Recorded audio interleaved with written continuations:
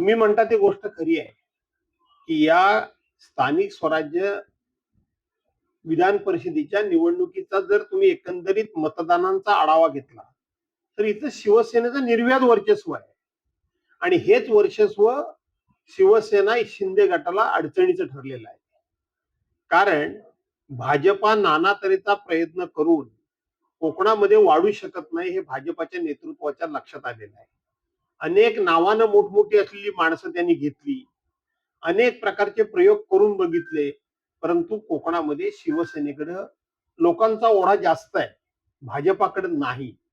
हे भाजपाच्या नेतृत्वाच्या विशेष करून मुख्यमंत्री देवेंद्र फडणवीस यांच्या लक्षात आलेलं आहे. आणि म्हणून इथं आणखीन शिवसेना बळकट होण्याच्या ऐवजी इथं थोडी राष्ट्रवादी वाढली तरी चालेल, पण शिवसेनेचं खच्चीकरण कसं करता येईल याकरता म्हणून ही राष्ट्रवादीला जागा देण्यात आलेली आहे. संख्याबळाच्या दृष्टीनं ही जागा शिवसेनेलाच मिळायला पाहिजे होती.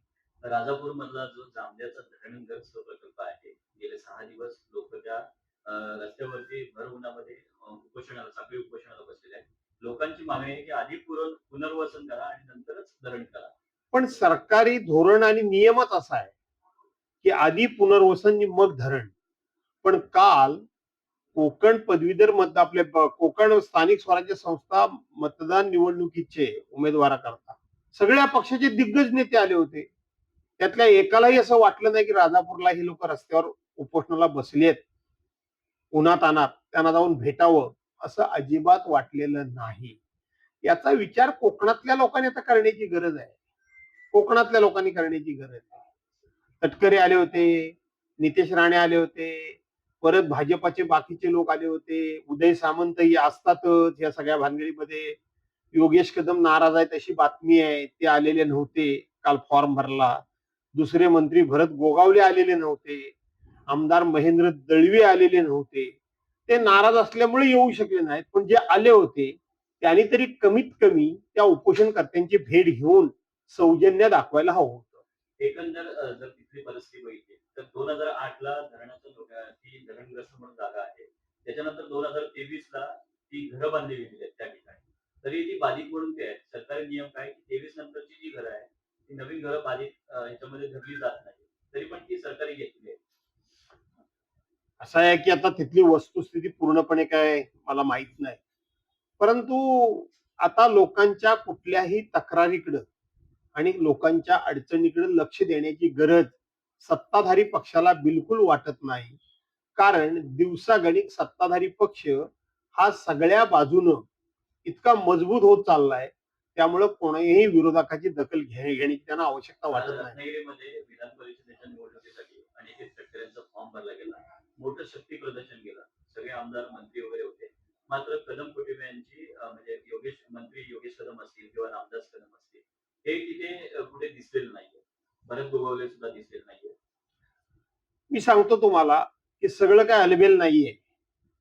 तटकरेंची जी कार्यपद्धती आहे की गरज असेल त्यावेळेला कोणालाही रामराम करायचा आणि गरज नसेल तर दुसऱ्याला लांब लांब कसं करायचं हे उत्तम कौशल्य तटकऱ्यांच्याकडे आहे. त्यामुळं सर्वांना त्याचा अनुभव आलेला असल्या कारणानं प्रत्येक जण नाराज आहे. पण कधी कोण दोन नाराज असतील ते बाजूला ठेवायचे, दुसऱ्यांना जवळ धरायचे. मला आश्चर्य वाटलं की जे आमदार महेंद्र थोरवे आहेत त्यांनी औरंगजेबाची उपमा सुनील तटकरेंना दिली होती, ते महेंद्र थोरवे यांच्या बाजूला जाऊन सुनील तटकरे बसतात. त्यामुळं कधी कोणाला गोपाळ शेठ म्हणायचं हे त्यांना चांगलं माहिती आहे. त्यामुळे कोण नाराज, रामदास कदमच्या नाराजी विराजीला काही तटकरे फार काही महत्व देतील असं मला वाटत नाही. कोकणात अशी चर्चा आहे की तटकरेंच्याकडे काय की वारंवार त्यांच्याकडेच जाते ही जागा. खर तर याला कारणीभूत रत्नागिरी जिल्ह्यातले आणि सिंधुदुर्ग जिल्ह्यातले त्यावेळचे काही राष्ट्रवादीचे पदाधिकारी आणि नेते कारणीभूत आहेत. ही पहिल्यांदा राष्ट्रवादीकडे जागा 2006 साली माझ्या रूपानं राष्ट्रवादीकडे आली. 2009 साली मी विधानसभा लढल्यामुळे ही जागा मोकळी झाली. त्या जागेवर आदरणीय पवार साहेब ठासून सांगत होते की ज्या जिल्ह्यातला आमदार असतो त्याच जिल्ह्याला ही उमेदवारी देणं ही माझी पक्षाची कार्यपद्धती आहे आणि त्या जिल्ह्यातलाच उमेदवार द्या. मी स्वतःहून त्यावेळेला आमच्या रत्नागिरी जिल्ह्यातलाच उमेदवार द्या म्हणून 2 नावं पुढे केली होती. त्या काळामध्ये 2-3 नावं मी पुढे घेतली होती. पण त्यावेळेला सगळे रत्नागिरी जिल्ह्यातले आणि सिंधुदुर्ग जिल्ह्यातले लोक हे सुनील तटकरेंच्या बंगल्यावर जाऊन त्यांनी एक अशा पद्धतीचा डाव रचला की ही जागा आम्हाला नको. पवार साहेब सांगत होते रत्नागिरी जिल्ह्यातला उमेदवार द्या, आम्हाला नको. माझा नाईलाज झाला. त्यावेळेला मी म्हटलं की पक्षाकडे अर्ज कुणी केलाय? तर फक्त कैलासवासी माणिकराव जगतापांनी अर्ज केला होता. मग ज्यांनी अर्ज केलाय त्यांना ती जागा द्या, माणिक जगतापांना द्या, हे मी सांगितलं. त्यावेळेला अनिल तटकरेंनी पेण मतदारसंघातून बंडखोरी केली होती. त्यांचा अर्ज सुद्धा नव्हता, ते मिटिंगला सुद्धा नव्हते. या सगळ्यांनी मिळून अनिल तटकरेंचं नाव पुढे केलं. माणिकराव जगतापाला पण डावललं गेलं. रत्नागिरी जिल्ह्याचा हक्क हा रत्नागिरी जिल्ह्यातल्याच पदाधिकाऱ्यांच्यामुळं त्या ठिकाणी मारला गेला. त्याचे परिणाम आजतागायत आपण भोगतोय. पण साहेब विधान परिषदेची निवडणूक ज्या पद्धतीने पाहिजे त्या पद्धतीने महाविकास आघाडीने असेल किंवा शिवसेनेने असेल सिरियसली घेतली नाही असं एकंदरीत दिसतं. उमेदवार वगैरे उशिरा दिल्याचं वाटत नाही. उशिरा आम्ही पहिला फॉर्म भरला, आम्ही कुठे उशिरा दिला? उमेदवारच फॉर्म भरला, उमेदवाराचाच फॉर्म भरतात ना. त्यामुळे आम्ही उमेदवार अगोदर वेळेवरच जाहीर केलेला होता. आमचा उमेदवार उशिरा कुठे झाला होता? प्रश्न असा आहे की मुळात संख्याबळ असलेली शिवसेना बॅकफुटवर का गेली? शिंदे गट शिवसेना बॅकफुटवर का गेली हा खरा संशोधनाचा मुद्दा आहे. त्यांना बॅकफुटवर जायला कोणी भाग पाडलं हा खरा संशोधनाचा शिंदे मुद्दा आहे. गटाचा आता तुम्ही उल्लेख केला म्हणून एकंदर महाराष्ट्राची परिस्थिती पाहता किंवा आता तुमच्या वक्तव्यात आलं की भाजप राष्ट्रवादी दादा गटाच्या खांद्यावर बंदूक ठेवून शिंदे गटाला संपवत आहे. असं आहे की आता दादा दुर्दैवानं अपघाती निधन दादांचं झालं, अजितदादांचं. अजितदादा होते, त्यांना सुद्धा भाजपानं थोडस दाबायचा प्रयत्न सुरू केलाच होता. पण त्यांचं दुर्दैवी निधन झालं. घात झाला की अपघात झाला की घातपात झाला हे अजून काही स्पष्ट झालेलं नाही. त्यामुळं तिकडे आता तशा पद्धतीनं फार असा ताकदवार नेता जो पक्ष आपल्या पक्षाकरता लढेल, झगडेल, भांडेल असा आज सगळ्यात आता तरी कोण दिसत नाही. मग राहिलं कोण? एकनाथ शिंदे. मग एकनाथ शिंदेना जर त्या ठिकाणी त्यांना डॉमिनेट करायचं असेल, एकनाथ शिंदेचं वर्चस्व कमी करायचं असेल, तर शेवटी त्यांना राष्ट्रवादीची एखादी जागा वाढली तर काही वाईट वाटायचं कारण नाही. म्हणून कोकणामध्ये एकनाथ शिंदेचा संख्याबळ जास्त असताना तटकरेंना जागा देऊन एक प्रकारे शिंदे सेनेला शह देण्याचं काम केलंय, अजितदादाला नाही. पुढच्या विधानसभेच्या निवडणुकीच्या आधी गुवाहाटी जे प्रकरण घडलं होतं तेव्हा गुवाहाटीला सगळे आमदार गेले त्याची काही शंका वाटते का? अशी परिस्थिती घडू शकेल असं वाटते पुढच्या विधानसभेला? पुढची त्याच्या विधानसभे येणाऱ्या विधानसभेत चर्चा आजच आहे पेपरला. लोकसत्ता सारख्या एवढ्या महत्वाच्या आणि ज्याची क्रेडिबिलिटी आहे अशा पेपरला आहे की भाजपामध्ये काही मंत्र्यांसह 22 आमदार लवकरच प्रवेश करणार असं आजच्या पेपरला आहे. लोकसत्तेलाच आहे मला वाटतं, पण मी वाचलंय. लोकसत्ता म्हणा, सकाळ म्हणा, कुठल्या तरी पेपरला एवढं नक्की, पण मला वाटतं ते आहे.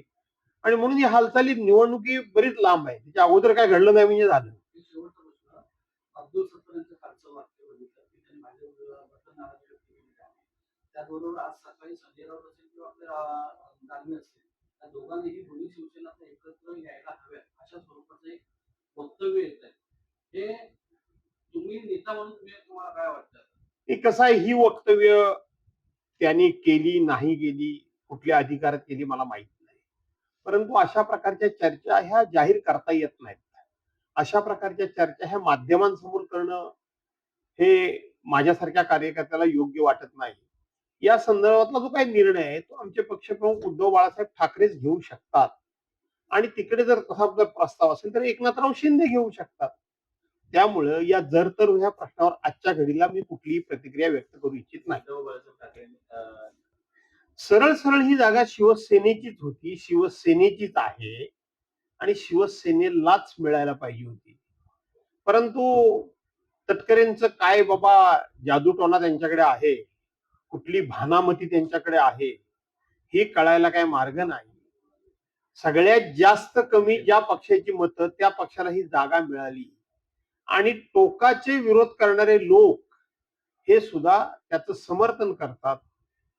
ही फारच आश्चर्याची गोष्ट आहे आणि म्हणून तटकरे यांच्याकडे नक्की भानामती कोणती आहे ती समजून घ्यावी लागेल. अनेक दिवसांपासून अशी चर्चा सुरू आहे आपल्या नेत्यांची की वारंवार शिंदेना भाजप हे टार्गेट केलं जात आहे. भाजप शिंदेना टार्गेट केलं जात आहे. असं आता सध्या पुढे येते म्हणणं की उद्धव ठाकरेंची सेना आणि शिंदेची सेना ही एकत्र आली पाहिजे. असं आहे की उद्धव साहेबांची शिवसेना आणि शिंदे गटाची सेना ही एकत्र येणं न येणं हा निर्णय शेवटी आमचे पक्षप्रमुख उद्धव बाळासाहेब ठाकरे घेऊ शकतात.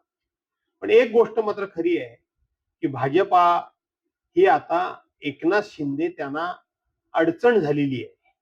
एकनाथ शिंदे हे त्यांना आता ओझं वाटायला लागलेलं आहे आणि म्हणून एकनाथराव शिंदे नावाचं ओझं ते खांद्यावरून उतरण्याचा मार्ग भाजपा शोधतो ही गोष्ट खरी आहे. मध्यंतरीच्या काळामध्ये राज ठाकरे आणि उद्धव ठाकरे हे एकत्र आले एवढं मराठी माणसाला बरं वाटलं होतं.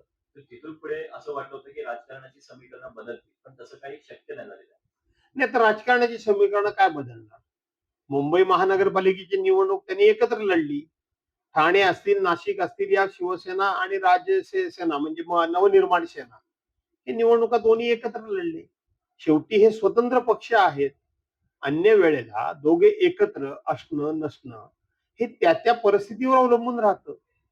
त्यामुळं सध्या असं कुठलं काही कारण नाही की दोघांनी एकत्र यावं. असं म्हणजे तसं बघितलं तर गुढीपाडव्याच्या दिवशी एकत्र आले होते दोघे. नाही अशातला भाग नाही. काही या ठिकाणी कारण परत ते एकत्र येणं हे होतच राहील. संपूर्ण राजकारणातली सभ्यता ही सत्ताधारी पक्षानं धुळीस मिळवलेली आहे आणि सत्ताधारी पक्षाला हे कळून चुकलंय की आपण आपल्या विचाराचे नेतृत्व तयार करू शकत नाही. त्यामुळे दुसऱ्या पक्षातली लोक तयार नेतृत्व आपल्याकडे घेणं आणि आपला पक्षाची सूज दाखवणं हे काम सध्या सुरू आहे. लाडक्या बहिणींचे अर्ज पुन्हा बाद झालेले आहे.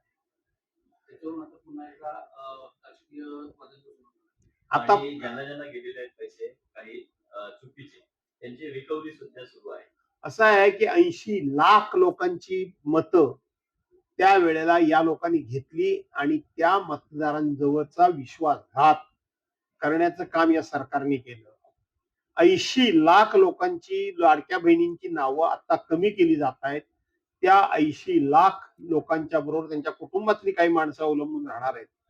त्यावेळेला सरसकट सगळ्यांना पैसे देऊन सरसकट सगळ्यांची मतं घेतली आणि आता काही तांत्रिक बाबी पुढे करून त्यांना कमी करण्याचं काम होतंय. याचा अर्थ या सरकारनं त्या लाडक्या बहिणींच्या बरोबर विश्वासघात केलेला आहे. हे लाडके भाऊ नाही, हे विश्वासघातकी भाऊ आहेत म्हणून बहिणी आता रडायला लागलेल्या आहेत.